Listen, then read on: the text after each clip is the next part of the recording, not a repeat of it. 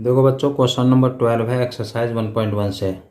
Show that the relation R defined in the set A of all triangles as R equal to T1, T2 such that T1 is similar to T2। ये relation है। Is an equivalence relation, इसको equivalence relation prove करना है। इसके बाद कह रहा है consider 3 right angle triangles T1 with sides 3, 4, 5, T2 with sides 5, 12, 13 and T3 with sides 6, 8, 10. Which triangles among T1, T2 and T3 are related? इनमें कौन से ट्रायंगल्स रिलेटेड हैं ये बताना है। ठीक है, आइए सॉल्यूशन करते हैं।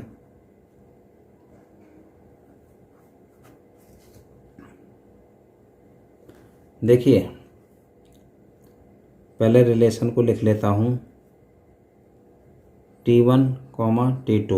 T1 मतलब ट्रायंगल फर्स्ट, T2 मतलब triangle two. T1 and T2 are two triangles, है ना। Such that T1 is similar to T2। ये है बच्चों रिलेशन। ठीक है, अब देखो इसको थोड़ा सा मैं शॉर्ट में लिख लेता हूँ। ठीक है, देखिए T1, T2 such that T1 similar T2। ये सिमिलर का साइन लगा दिया मैंने। ठीक है, इज सिमिलर टू लिख दो या सिमिलर का साइन लगा दो। ठीक है, एक ही बात है, इसको हम ऐसे लिख सकते हैं। ठीक है, अब करता हूँ इसको। इसे हमें इक्विवेलेंस रिलेशन प्रूव करना। तो इक्विवेलेंस रिलेशन क्या होता है? जब कोई भी relation reflexive, symmetric and transitive तीनों ही होता है, उसको कहते हैं हम इक्विवेलेंस रिलेशन। ठीक है, तो देखो फॉर रिफ्लेक्सिव, तो पहले इसको रिफ्लेक्सिव के लिए चेक कर रहे हैं। ठीक है, रिफ्लेक्सिव की कंडीशन है जैसे T1, T2 है ना। देखो इस क्वेश्चन के हिसाब से T1, T2 belongs to relation implies that T1, T1 belongs to relation. तो देखो T1, T2 ये तो इसमें गिवन है। ठीक है, हमें मेनली देखना है T1, T1। अगर ये बिलोंग करेगा तो हम कह सकते हैं कि ये जो रिलेशन है ये रिफ्लेक्सिव होगा। ठीक है, तो इसको चेक करते हैं। अब देखो T1 similar T2 belongs to relation. देखो रिलेशन से तो बिलोंग कर रहा है। अब हमको T2 की जगह T1 करके देखना है। ठीक है, यानी T1, T1 यानी T1 सिमिलर, यहाँ लगाएंगे सिमिलर, T1 सिमिलर T1। तो ये भी बच्चों रिलेशन से बिलोंग करेगा। ठीक है, क्यों बिलोंग करेगा? क्योंकि कोई भी ट्रायंगल अपने आप के सिमिलर तो हमेशा होता है ना। लिख देता हूँ because T1 is always similar to itself. कोई भी ट्रायंगल अपने आप के सिमिलर तो ऑलवेज रहता है। ठीक है, तो देखो कहने का मतलब ये है, अब हमें क्या प्राप्त हुआ?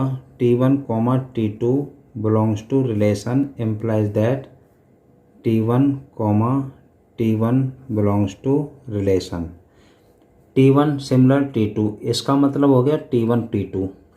T1 सिमिलर T1 इसका मतलब हो गया T1, T1। ठीक है, जब T1, T1 ये कंडीशन बिलोंग कर गई तो इसका मतलब ये रिलेशन रिफ्लेक्सिव हो गया। लिख देंगे देयरफॉर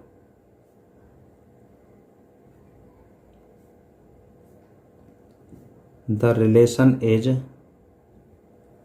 रिफ्लेक्सिव।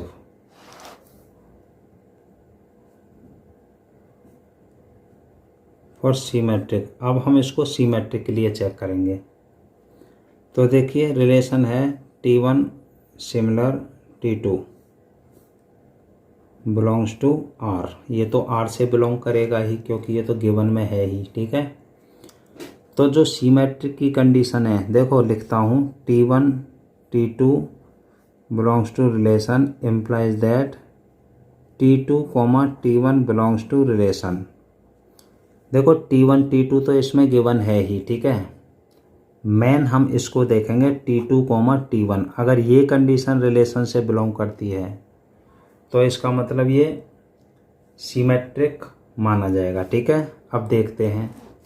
देखिए T1 सिमिलर T2, अब हम T1 की जगह T2 कर देते हैं और T2 की जगह T1, तो ये हो जाएगा T2 सिमिलर T1। तो बच्चों मैंने यहाँ देखो, यहाँ लिख रखा है T1 सिमिलर T2, इसका मतलब है जो T1 है वो T2 के सिमिलर है। अब हमने लिख दिया T2 जो है वो T1 के सिमिलर है, तो बच्चों बात तो वही की वही रही ना, बात में तो कोई बदलाव नहीं है, बस T2 इधर कर दिया, T1 इधर कर दिया। सिमिलर तो ये दोनों यहाँ भी हैं और यहाँ भी सिमिलर ही मान जाएंगे। ठीक है, सेम ट्रेंगल है, तो इसका मतलब ये भी फिर तो रिलेशन से बिलोंग्स करेगा। फिर समझ लो, देखो अगर कोई कहता है कि भाई T1 और T2 सिमिलर हैं, अगर उसी बात को हम कहने लगे कि भाई T2 और T1 सिमिलर हैं, तो बात तो सेम है, वही की वही है, बात तो नहीं बदली ना। तो इसका मतलब ये रिलेशन से ये भी बिलोंग करेगा। ठीक है, अब हम क्या कह सकते हैं, T1, T2 belongs to relation implies that T2, T1 belongs to relation। T1 similar T2, इसका मतलब तो T1 T2 हो गया ना, और T2 similar T1, T2 T1 हो गया। ठीक है, तो ये रिलेशन से बिलोंग कर रहा है। ठीक है, तो इसका मतलब लिख देंगे therefore the relation is symmetric, इसका मतलब रिलेशन सीमेट्रिक माना जाएगा ये। ठीक है, अब ट्रांजिटिव के लिए चेक करेंगे। फॉर ट्रांजिटिव देखिए रिलेशन है T1 सिमिलर T2। ठीक है, ट्रांजिटिव की पहले कंडीशन लिख देता हूँ। देखो T1 T2 belongs to R और T2 T3 belongs to R implies that T1 T3 belongs to R, ये कंडीशन है। ठीक है, यानी अगर T1 T2 R से बिलोंग करते हैं और T2 T3 R से बिलोंग करते हैं, तो ये निश्चित होगा कि T1 और T3 ये R से बिलोंग करने चाहिए। अब देखते हैं, देखिए T1 सिमिलर T2, यहाँ लिख देंगे बिलोंग्स टू R, ये तो दे ही रखा है ना। और अगर T2 सिमिलर T3 ये भी बिलोंग कर रहा है, तो देखो T1 और T3, T1 सिमिलर T3, तो बच्चों ये बिलोंग करेगा। कैसे करेगा, देखो T1 है, T1 है, ठीक है, कोई ट्रायंगल है, किसके सिमिलर है ये, T2 के, और T2 किसके सिमिलर है, T3 के। ये वाला ट्रायंगल इस ट्रायंगल के सिमिलर है, ये वाला ट्रायंगल इस ट्रायंगल के सिमिलर है, यानी T1 और T3 दोनों ही T2 के सिमिलर हैं। तो इसका मतलब T1 और T3 सिमिलर हुए कि नहीं हुए।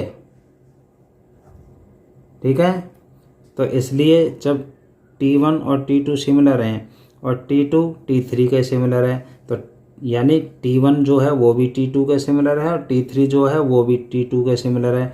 तो T1 और T3 यानी फर्स्ट और थर्ड ट्रायंगल दोनों सिमिलर ही तो हो गए।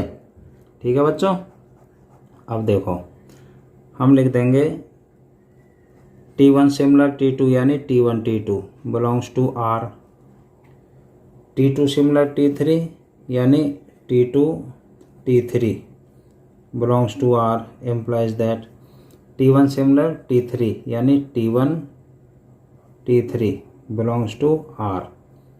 Therefore the relation is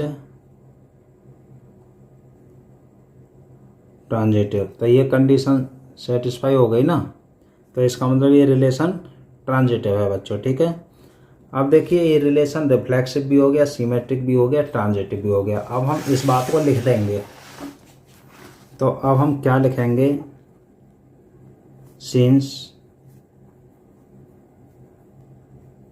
the relation is reflexive comma symmetric and transitive. ठीक है, therefore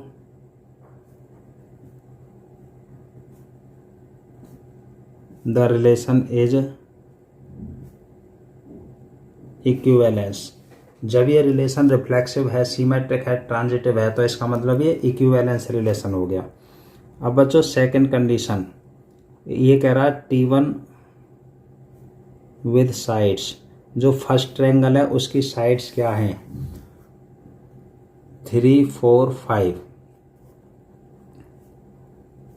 T2 with sides, second triangle की साइड्स हैं 5, 12, 13। और देखिए T3 विद साइड्स, थर्ड वाले की साइड्स हैं 6, 8, 10। ठीक है, यहाँ देखो ये दे रखा है। ठीक है, अभी कह रहा है which triangles among T1, T2, T3 are related. कौन कौन से ट्रायंगल यानी T1, T2, T3 में से कौन कौन से ट्रायंगल रिलेटेड हैं? बच्चों रिलेटेड देखना है हमें सिमिलर के हिसाब से। किसके हिसाब से? सिमिलर के हिसाब से। अब ये देखते हैं तीनों ट्रायंगल्स में कौन कौन से ट्रायंगल सिमिलर होंगे। ठीक है, तो देखो सिमिलर ट्रायंगल जब होते हैं जब उनकी साइड्स का रेशियो समान होता है, प्रोपोर्शनल होती हैं साइड्स। तो देखो इसको देखो, फॉर T1 एंड T3 देखो ये 3/6, 3 1 3, 3 2 6 क्या आ गया? 1/2 आ गया। और देखिए 4/8, 4 1 4, 4 2 8, ये भी 1/2 आ गया। और देखिए 5/10, 5 1 5, 5 2 10, ये भी क्या आ गया? 1/2। तो कहने का मतलब 3/6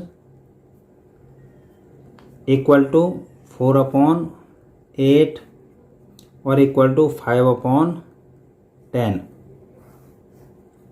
यानी फर्स्ट ट्रायंगल और थर्ड ट्रायंगल इनकी जो साइड्स हैं वो प्रोपोर्शनल हैं, यानी सेम रेशियो में। देखो 1/2, 1/2, 1/2 है ना। देयरफॉर हम कह सकते हैं T1 सिमिलर T3, ये दोनों ट्रायंगल सिमिलर हो गए। और जब ये दोनों सिमिलर हैं तो लिख देंगे therefore T1 and T3 are related. इसमें यही बताना था बच्चों। ठीक है, और किसी ट्रायंगल से इसकी ये रेशियो में नहीं है सेम में, इन दोनों की भी सेम रेशियो में नहीं है। ठीक है, तो ये बच्चों क्वेश्चन कंप्लीट हो गया।